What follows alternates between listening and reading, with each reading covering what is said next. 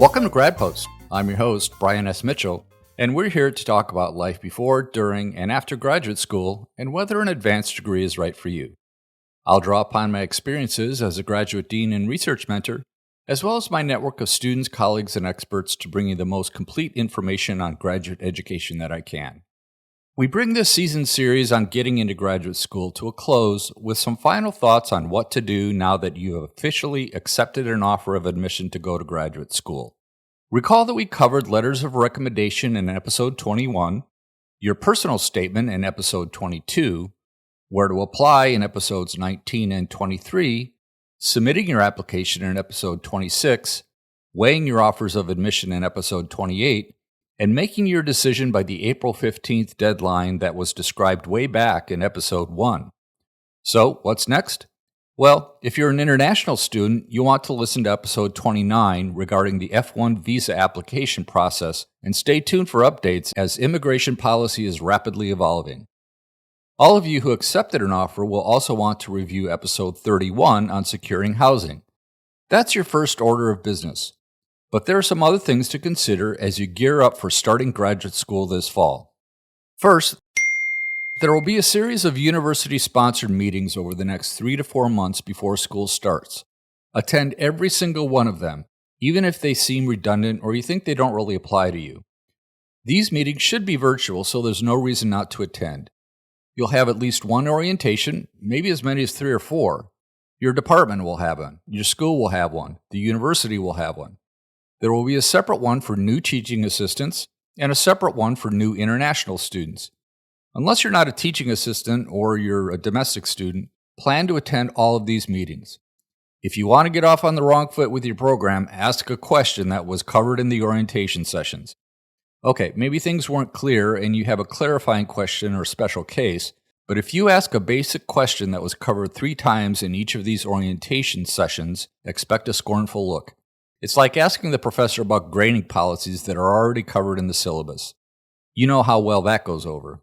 You may be required to take some kind of placement test, although these are less common. Maybe there's still a language requirement for your major, or you have an opportunity to test out by showing proficiency. Or maybe you're an international student who can test out of academic English, sometimes called English as a second language. If you're required to take English language training during the summer, even if you think you're proficient, take the class anyway. You'll meet people. You'll learn something, even if your grammar is better than the instructors. Take every opportunity to show how good you are. Second, start to engage with the university. There are probably events you can't attend because you're not officially a student until you enroll, but if there are virtual events or events that are open to the general public and you live in the area, take part as much as possible. The department may have what's called a bridge program during the summer to help ease the transition to graduate school. These are often for incoming students who may not have the same background as other incoming students in the program, like you were a chemistry major but you're entering an engineering graduate program. There are even some programs that give you an opportunity to start your research or go through a lab rotation prior to enrollment. Do whatever you can. If there's a virtual campus town hall, tune in. If your school's team still has sporting events in June, turn it on. But don't drop out before you even get started, as Timothy Leary would have advised back in the 1960s. Be as engaged as you can. It will pay benefits later. Finally, as a counterbalance to being engaged and getting a head start, don't overdo it.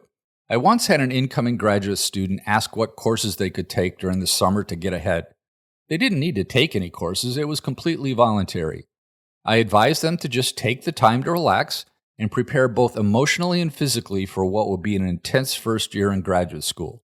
Most of you have just finished a grueling 4 years of college, and some of you may be winding down a demanding job to go back to school. Take some time to rejuvenate. Take that trip with your college roommates you've been talking about. Catch up with family.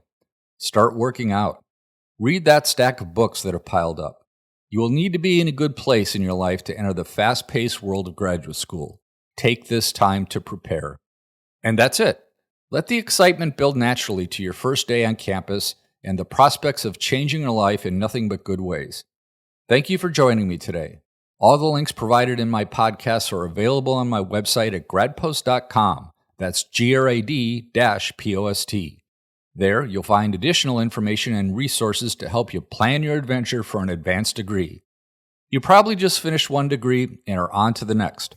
Congratulations, they all count.